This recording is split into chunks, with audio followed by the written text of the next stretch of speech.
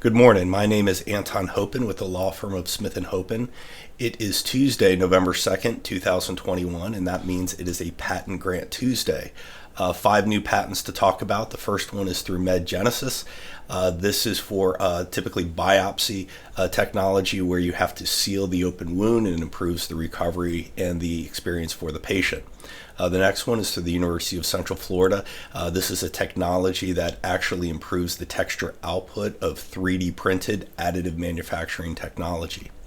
The third one is from the University of South Florida. This is a system that helps detect slipping prosthetics from amputees and helps improve the fit and, of course, the quality of life for those individuals. The next one is through Adam Creed. This is a sports performance technology that improves athletic training.